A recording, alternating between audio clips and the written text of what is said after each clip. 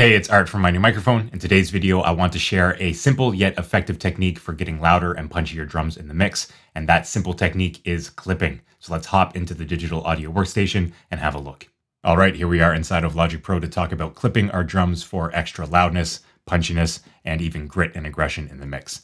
Now, what clipping does is it effectively shaves off the top of a waveform, the peak amplitudes of that waveform. And in that way, it can help increase the amount of headroom we have in a signal. And often it does so without changing the perceived tone of a track, especially in very transient signals like our drums, particularly on snares in this case. Clipping happens instantaneously. It effectively just shaves off the top of the waveform versus things like limiting, which do have time controls, which will alter the sound of the transients and have more effect on the overall perceived punchiness of the drums. And so clipping is often preferred if we want to maintain that punchiness while also being able to push it a bit louder with the extra headroom versus, say, compression or limiting. I should mention that clipping, by the very nature of it, does distort the signals, and this can be particularly noticeable in low frequency content where the longer waveforms are much more perceptibly distorted when any clipping is going on. We can think of a perfect sine wave, for example, in the very low frequencies being shaved off. As we shave more and more off the tops and the bottoms of a sine wave, we effectively make it more and more like a square wave, which adds on a whole bunch of different harmonics to the content versus just the single frequency of a sine wave. And so if we take that into the mix right here, we are working on Climbing with Escher, one of the tracks off of my most recent album, Memes and Dreams. I'll leave a link to that in the description box down below. We can see that my clipping plugin of choice is the standard clip right here. And we can see that I have that on the snare top, on the snare bottom, and on the drum subgroup right here. However, I don't have it on the kick drum tracks by themselves, the kick in or the kick out, or in this case, the kick in and the kick sample. So because the kick has a lot of low end energy, I didn't feel the need to distort it all that much, although I do have some saturation on it, but I digress on that point. So let's get into the clipping that I'm using on the drums in this mix to kind of explain the process of it. So we'll open up the standard clip on the snare top as our first example. Now this looks like a rather complicated plugin, but I really only use the clip fader right here. So I'm clipping everything that goes or tries to go above 17.6 dB on the way in. And then I have this mode set to Soft Clip Classic rather than Soft Clip Pro, Hard Clip, or ratio 2:1. The soft clipping is more of an analog style clipping where there is a little bit of rounding where the signal can go a little bit above the clipping point, whereas hard clipping is more of a digital style distortion where it's very hard clipped off. There's no rounding around the clipping threshold, and it's simply just shaved off at the top. So I prefer, in most cases, the sound of soft clipping, although hard clipping and the grit that comes along with the digital style hard clipping can be used in some instances. So right here, I have the standard clip on the snare top.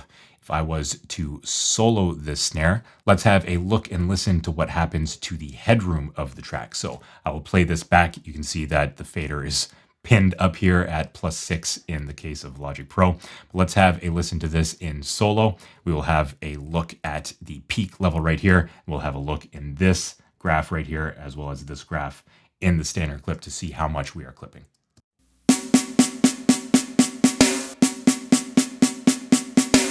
So you can see that we are going above that 17.6 just on the very initial attacks of the snare drum. And you can see down here,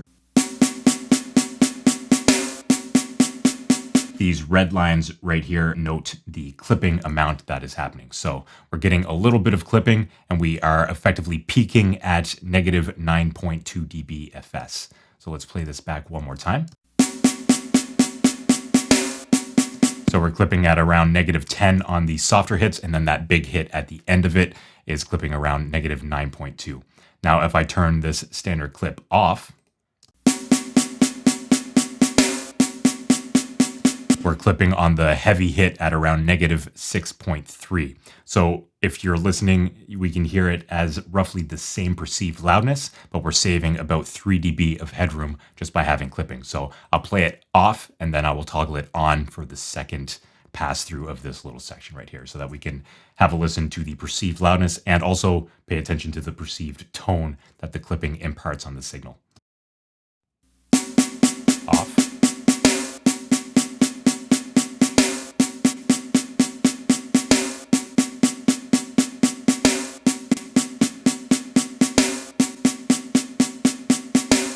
So there's a little bit of glitching going on as I'm doing this in real time, turning it on and off. But really the tone, once the standard clip effectively turns on and starts clipping, really isn't all that noticeable on the snare top. And so we may be getting a little bit of extra grit, but I really don't hear it. But what we are getting is an additional about 3 dB of headroom that allows me to push the snare that much louder in the mix without altering the tone or the grit or the perceived loudness of the snare right here.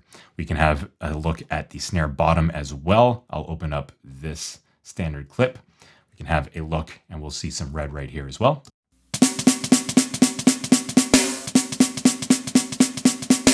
So you can see that we're really clipping the final hit right here.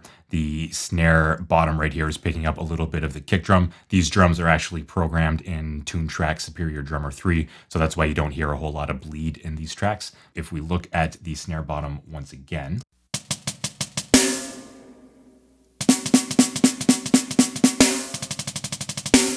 you can see right here that we are peaking at negative 15.6, and I can assure you that we are peaking much louder than that without the standard clip on.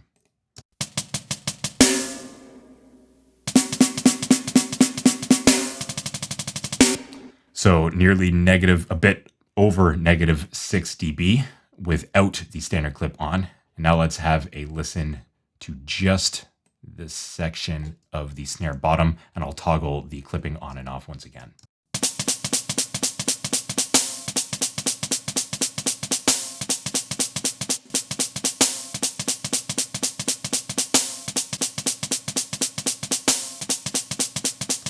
So on that very last hit, the very heavy snare, we can hear a little bit of squashing, a little bit of compression on the snare bottom. However, the rest of it really is unaffected tone-wise, at least to my ear, by the clipping, or at least not to a significant amount. And with the snare bottom being mixed that low compared to the snare top, we really don't have a big issue with the change in tonality or the squashing that it comes across through the clipping plugin, but we do indeed get a lot of additional headroom just by having this clipping on, especially on that last hit.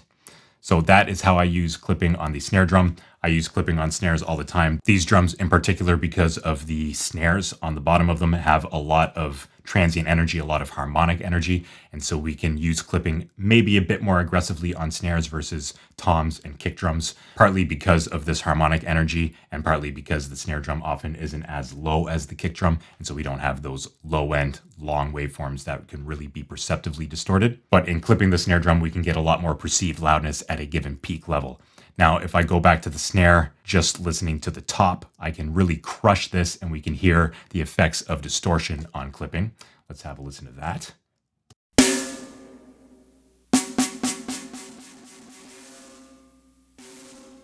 So it's very distorted there.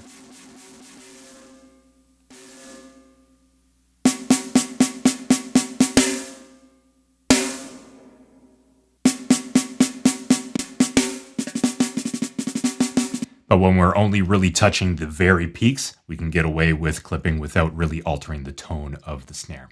So that covers the snares right there. Just as an example, let's have a listen to what this would sound like on a kick. So let's go to the kick sample right here, and let's clip this a little bit, and I'll alter the clipping amount, or the clipping threshold right here, excuse me, and we can have a listen to how the kick will become more distorted, more gritty as I apply more clipping, even though it will also get quieter.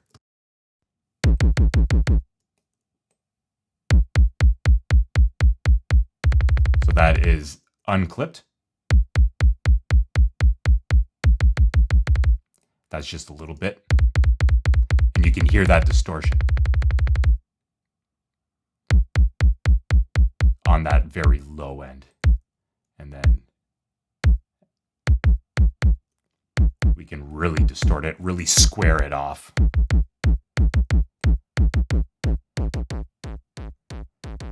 Almost get like a hard style kick the more we clip the kick drum. So So that is clipping on the kick drum. I just wanted to show you that where there's low end energy, we can get more perceptible distortion with clipping. Also, the kick drum right here, because of the low end energy, has longer transients than the snare, and that plays a role as well. We could go ahead and clip untransient or non-transient rich information like vocals, let's say, and we can certainly get more headroom out of it, but the distortion will be much more noticeable because the transients aren't nearly as hard or as pronounced as, say, the snare drum.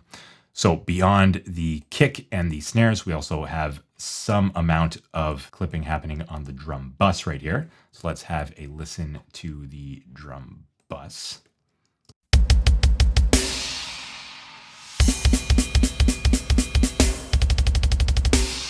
And without.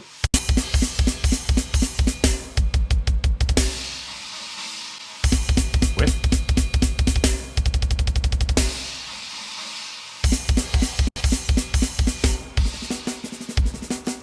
And in that case, because there's a whole bunch of information and not necessarily all strong transient information, for example, there's the kick drum in there, which we can hear getting a little bit distorted, as well as the cymbals, which aren't necessarily nearly as transient as the snares.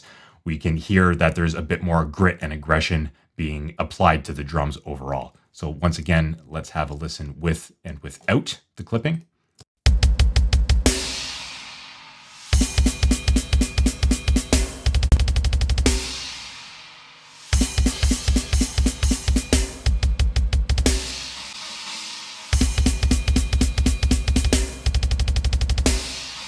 So it gives a little bit more grit, a little bit more distortion, particularly in the mid-range, and helps the drums stand out a little bit more. We can use clipping in this way as well. Again, I'm using the soft clip classic rather than the hard clipping in this case.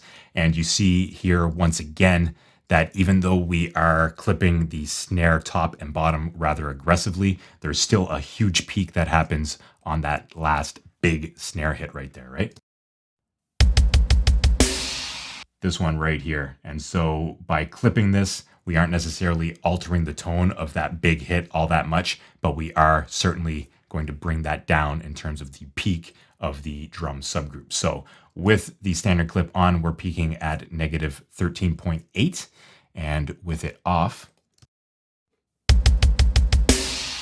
negative 5.9. And so we're about 7 dB of extra headroom just by clipping it right there. And we're getting a little bit more grittiness to the drums, all without really altering the transients like a limiter or a compressor would. Now, I do have some drum bus compression going on right here, but that is besides the point. That's to help glue the things together. And then after this, I'm just running it through a bit of clipping to get a bit of extra headroom and a bit of extra grit to the drums. And so that is how I would go about using clipping on the drums within my mix. If you have any questions, please feel free to leave them in the comment section down below, and I'll be sure to get back to you as soon as possible on all things clipping and mixing drums. So with that, let's hop out of Logic Pro.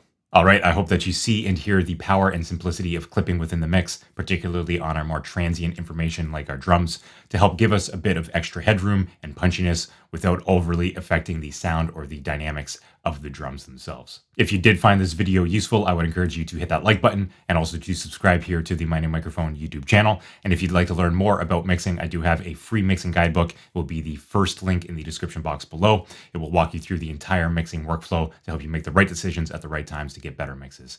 So if you are interested, again, that will be the first link in the description box below. And if you'd like to spend more time with me here on YouTube, I will add a few other videos up here in the top left and right corner. You can click on one of those, get more information here at the My New Microphone YouTube channel. So click on one of those, and I'll see you in the next one. Cheers.